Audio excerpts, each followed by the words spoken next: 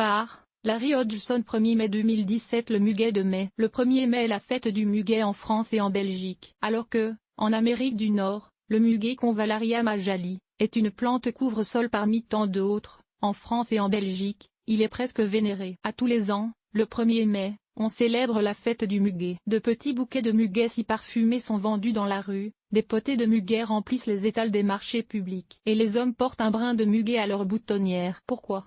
Voici un petit portrait de cette tradition. Dans les temps anciens, statue de Flora, déesse des fleurs. Le muguet est un symbole du printemps depuis fort longtemps. Indigène dans presque toute l'Europe sauf les régions les plus méridionales. C'est une plante de sous-bois très commune qui fleurit fidèlement avec le retour du beau temps et ainsi plusieurs peuples l'ont adopté comme symbole du printemps. Dans les régions nordiques, par exemple, la déesse mère était associée au muguet et l'on en fixait sur les mâts de mai lors de la fête du printemps. Chez les Romains, c'est la déesse des fleurs, Flora, qu'on célébrait lors du festival du printemps, les florales, tenu au début de mai. Le muguet était son symbole aussi. La tradition se renouvelle avec l'arrivée du christianisme. Le muguet, désormais considéré une fleur païenne, était mis de côté, et, dans bien des régions, est soit banni ou perd toute signification. Charles IX. La légende veut que ce soit Charles IX qui renouvelle la tradition du muguet de mai en 1561. Il commence à donner un petit bouquet de muguet à chacune des dames de la cour le 1er mai. Satisfait de leur réaction positive,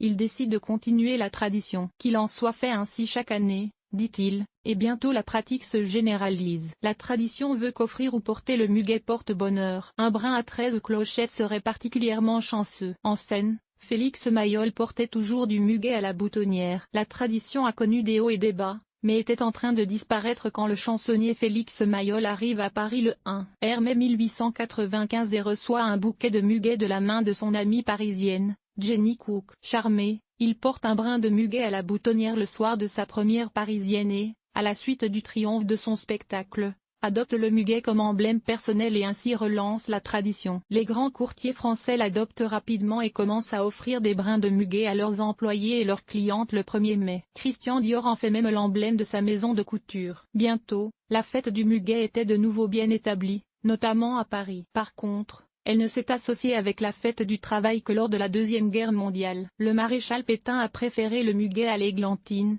la fleur originale des travailleurs, mais, à son goût, trop relié à la gauche, quand il a officiellement déclaré le 1er mai la fête du travail et de la concorde sociale. La fête du travail est toujours célébrée à cette date jusqu'à nos jours et le muguet demeure toujours son symbole. Une tradition qui se perd vendeuse de rue de muguet. En France, n'importe qui peut vendre du muguet le 1er mai, sans charger les taxes habituelles. Même si l'on voit encore des vendeurs de rue offrant du muguet dans les grandes villes francophones d'Europe le 1er mai, la tradition est quand même en perte de vitesse. Le muguet n'est plus très bon marché, il en coûte entre 3 et 13 € pour 2 à 4 brins, selon la région et la rareté du muguet l'année en question, et comme l'économie tourne au ralenti, beaucoup de gens ont appris à se passer de son achat. Bouquet de muguet. Le nom Convallaria veut dire de la vallée alors que Majali signifie du mois de mai.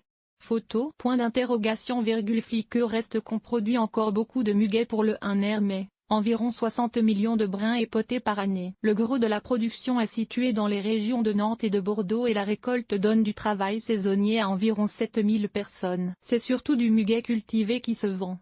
Seulement 10% du marché provient du muguet récolté dans la nature. Au Canada, il est peu probable que le muguet devienne une tradition du 1er mai au Canada. D'abord, il ne fleurit au début de mai que dans la région de Vancouver. Ailleurs, il s'épanouit environ un mois trop tard à cause du climat plus frisqué.